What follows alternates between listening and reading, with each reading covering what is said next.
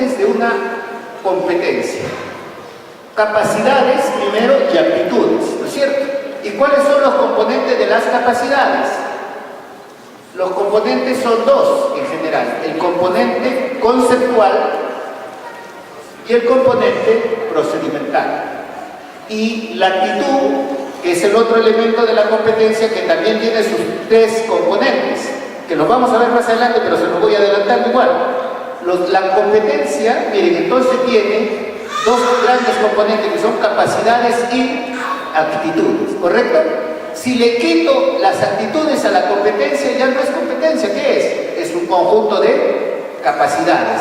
Si le quito a la competencia las capacidades, ¿qué es? Un conjunto de actitudes. Entonces, ¿qué es competencia? Capacidades y actitudes entrelazadas, ¿sí? Ahora bien, las capacidades tienen un componente procedimental y un componente conceptual, mientras que las actitudes tienen un componente cognitivo, un componente afectivo y un componente conductual o reactivo, ¿sí?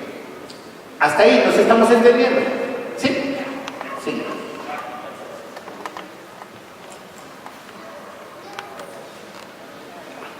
¿Hasta ahí nos entendemos? ¿De acuerdo? Perfecto. Este gráfico, ¿qué nos demuestra? Quiero que noten algo. ¿Por qué les decía hace un rato ¿por qué les decía que competencia no es capacidad más actitudes? Este gráfico, ¿qué nos muestra? Miren, si ustedes notan, en la parte superior de la flor que tenemos, en la parte superior izquierda, ¿qué tenemos? ¿Ah? La parte conceptual de la capacidad. Y en la parte superior derecha, ya, está en la derecha está la actitud, pero en la parte superior, cognitivo. Miren, el cognitivo de la capacidad, o de la competencia, perdón, de la actitud, con el conceptual de la capacidad se corresponden o no. Cognitivo con conceptual, ¿se corresponden o no? Correcto. Ahora miren la parte inferior del gráfico. Procedimental con conductual, ¿se corresponden o no? Por eso es que les digo que no es suma, sino es entrelazamiento. ¿Y qué nos une a todos esos? ¿Cuál es el punto en que confluye? El componente afectivo. Ese es el componente que pone la actitud. Es decir, amigos, cuando yo hago mi clase no solo debo hacerla con mis conocimientos, que es lo conceptual o lo cognitivo. No solo debo saber procedimientos para que mi conducta sea así, sino que todo eso esté enlazado con mis emociones, mis afectos. Me gusta hacer lo que estoy haciendo, disfruto haciendo lo que estoy haciendo. ¿Se dan cuenta? Entonces, eso es lo que le pone el componente actitudinal, la parte afectiva. Y esa parte afectiva es la que une a la capacidad con la actitud. Por eso es que, como ustedes notan, la competencia no es una suma de cosas, sino es cosas. Tiene el conceptual y el cognitivo. Sabe cómo hacerlas. Tiene el procedimental y la conducta. Pero además tiene las emociones, los sentimientos, la parte afectiva que hace que tu hacer no sea un hacer frío, sino un hacer humano, un hacer cargado de eso que llamamos afecto. Por esa razón, mis queridos amigos, es que si tú le quitas, a ver, mentalmente, quítenle todo el lado derecho a la flor, ¿qué les quedó? Solo conceptual y procedimental. O sea, te quedaste con la capacidad nada más. Y si haces a la inversa, le quitas lo otro, te quedas con la actitud nada más. Entonces, cualquiera sea la parte que quites, ya no es la competencia. Serán capacidades si quitas la derecha. Serán actitudes si quitas la izquierda. Pero la única manera de que eso sean competencias es que todo esté integrado. ¿Nos entendemos, amigos? Entonces, sin embargo, hay que tener algo claro. A veces confundimos la parte afectiva y nos vamos de un extremo al otro.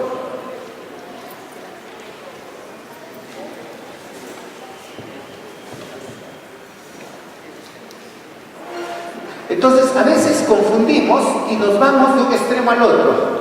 Hemos criticado mucho al profesor autoritario, ¿verdad?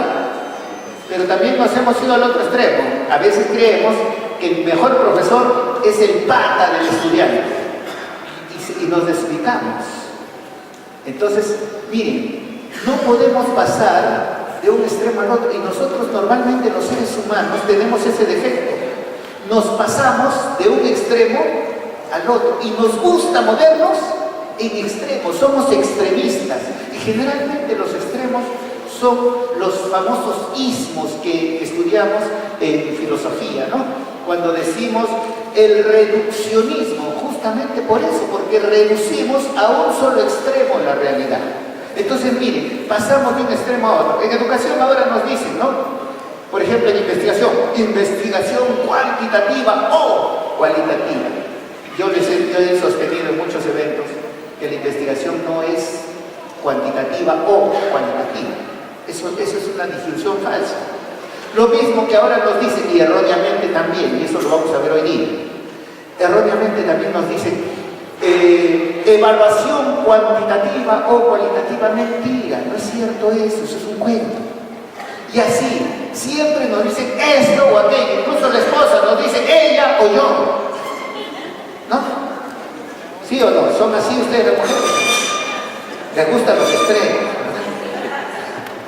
Entonces, no es cierto. Miren, la idea, ¿saben cuál es? Es que no debemos pasar de un extremo a otro. Hemos pasado del profesor autoritario al profesor exageradamente permisivo. Y ambos profesores puede que sepan hacer bien su clase, puede que sean capaces, pero no son competentes, porque ambos extremos les impiden ser competentes. Los dos extremos están impidiendo al profesor ser competentes. Entonces yo escucho afirmaciones terribles. Por ejemplo, el otro día escuchaba a una profesora de primaria que decía, ¿no? A nosotros nos enseñaron la lectura con el método silábico, pero ese es castrante, no deja que el niño se desarrolle, no deja que piense. Vamos a ser un niño sin pensamiento crítico. Yo le escuchaba y me decía, pero si esta profesora, y yo también, todos nosotros, ¿quién de acá no aprendió a leer y escribir, a leer con el método silábico? Todos. Y a ver, díganme, ¿dónde está castrado su mente? A ver, levante la mano el que se sienta castrado de la mente. No es cierto, pues no es verdad. O sea, está bien que ahora se esté proponiendo otro enfoque, ¿correcto? Pero no lo podemos propugnar en base a mentir, en base a mentiras, ¿verdad? ¿Quién de ustedes ha sido castrado? A ver, que levante la mano, o que la esposa lo denuncie, el castrado. No es cierto, ¿verdad? Ahora, que yo diga, yo pienso que este enfoque, por ejemplo, ahora se está usando para la lectoescritura, el enfoque comunicativo textual, ¿verdad? Entonces, este enfoque es mejor que aquel. Ah, ya, eso lo podemos discutir, pero no podemos decir que ese castra y este no castra. Mentira. No es cierto. Entonces, nosotros nos movemos en un extremo y otro extremo, y ambos extremos son erróneos. Y vamos a ver, voy a presentarles un pequeño video para que veamos los dos extremos, y los dos son igualmente erróneos. Los dos profesores pueden ser capaces, entre comillas, pero no son competentes.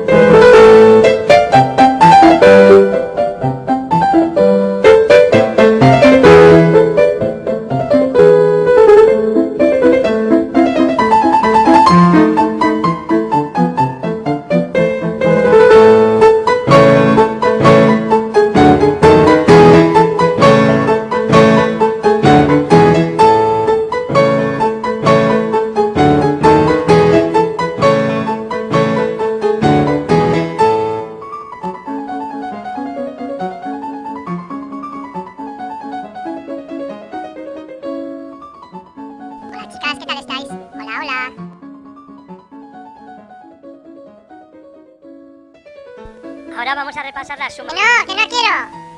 Que no quiero.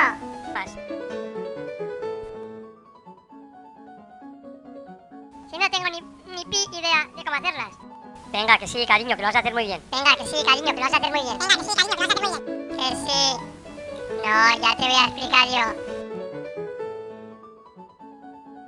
Que no me da la gana. Que sí. No, ya te voy a explicar yo. Entonces, ¿qué hemos visto ahí? Los dos extremos, ¿no? Y los dos extremos son igualmente nocivos. Entonces a veces decimos, no, el profesor no puede ser autoritario, tiene que ser amigo. Una cosa es ser amigo, cercano, y otra cosa es ser hermano. Porque ambos casos está llegando a esto. Miren, amigos, ¿por qué creen que hay tanta crisis en la educación? ¿Por qué creen que los jóvenes de hoy no respetan a nadie? ¿Por qué? ¿Porque se los ha educado bien o porque se los ha educado mal? Se los ha educado bien, mal, como dice la colega, ¿no es verdad? Y entonces, miren, observen a los padres de hoy. Los padres de hoy se han pasado al extremo. Por un lado maltratan al chico y por otro les consienten todo. Ambos extremos están también en los profesores, en alguno de nosotros, ¿o no? Sí, eso está pasando. Y ese, mis queridos amigos, ese no es un profesor ni es una profesora competente. Entonces, ser competente significa saber. Ser competente significa saber lo que vamos a hacer, saber cómo hacerlo, pero también significa tener la actitud, es decir, la predisposición en favor de nuestra carrera, la predisposición en favor de nuestros estudiantes para educarlos correctamente. Y pregunto ahora, cada vez que yo le digo no a mi hijo, ¿estoy siendo malo con él? ¿Todo no a mi hijo es ser malo con él? Si yo le digo que no a mi hijo, ¿estoy siendo malo con él? Pregunto.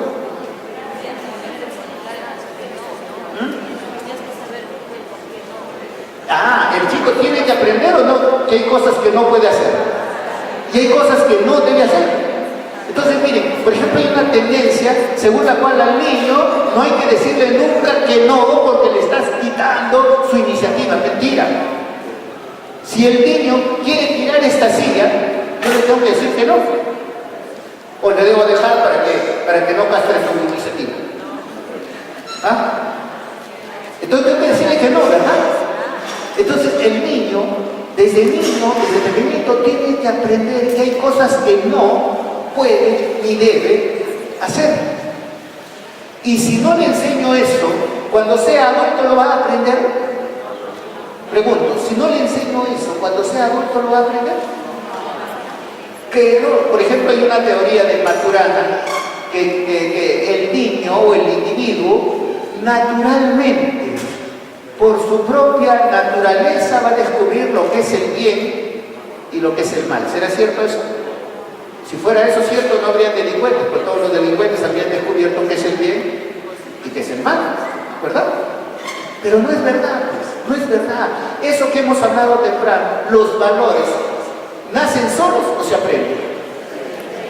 Se aprenden y se desarrollan en la educación, ¿o no?